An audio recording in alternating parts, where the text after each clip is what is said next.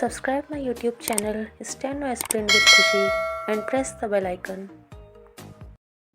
Ready start.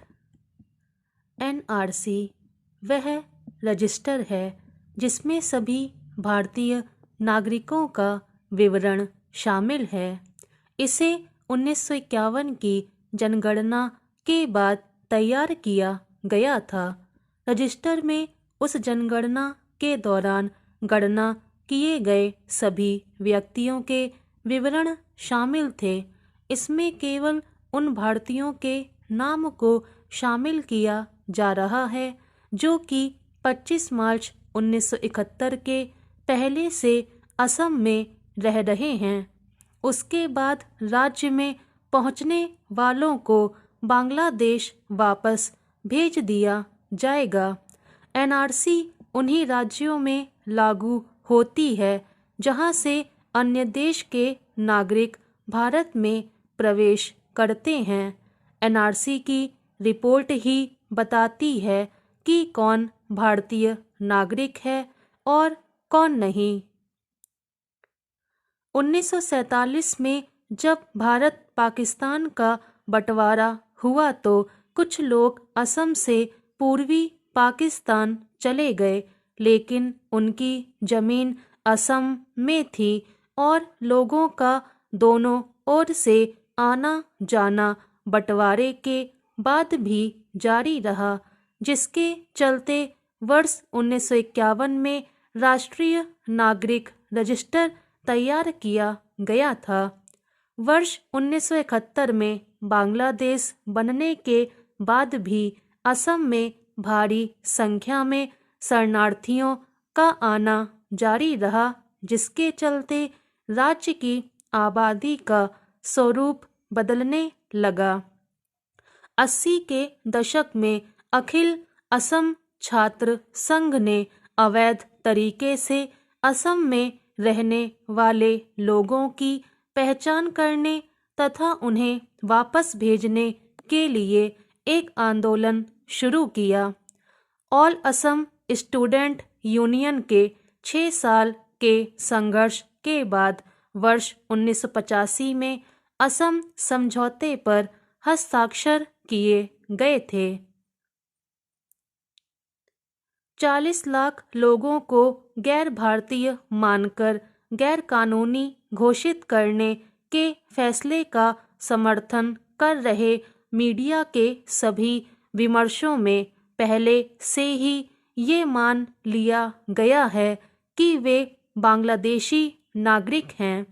सबसे बड़ी बात ये हो सकती है कि भारत ये साबित कर दे कि ये भारतीय नहीं हैं, लेकिन भारत और भारतीय इस तर्क के बावजूद कि वे गैर भारतीय हैं, ये नहीं मान सकते कि ये सभी बांग्लादेशी हैं और कुछ नहीं। भारत ने ऐसा पहले भी किया है। बर्मा, अब म्यांमार और श्रीलंका के भारतीय मूल के तमिल के शरणार्थियों के मामले में भारत ने दलाई लामा के साथ तिब्बती शरणार्थियों के लिए भी अपनी सीमा खोल दी थी जब उन्हें राजनीतिक शरण देने का फैसला लिया गया था।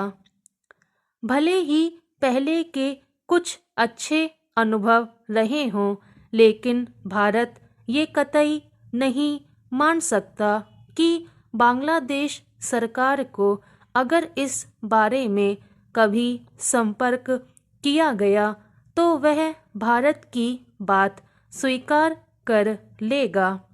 आखिरकार इस समय बांग्लादेश को भी करीब 5 लाख रोहिंग्या मुसलमानों को अपने नागरिक के रूप में स्वीकार करने में समस्या है। भारत ने भी म्यांमार और साथ ही संयुक्त राष्ट्र समेत पूरे विश्व से अपील की है कि वह रोहिंग्या को स्वीकार करें, लेकिन म्यांमार की उदारवादी नेता आंग सान सूकी ने इस मसले पर आंखें मूंद रखी हैं। एनआरसी संकट का एक और पहलू भी है।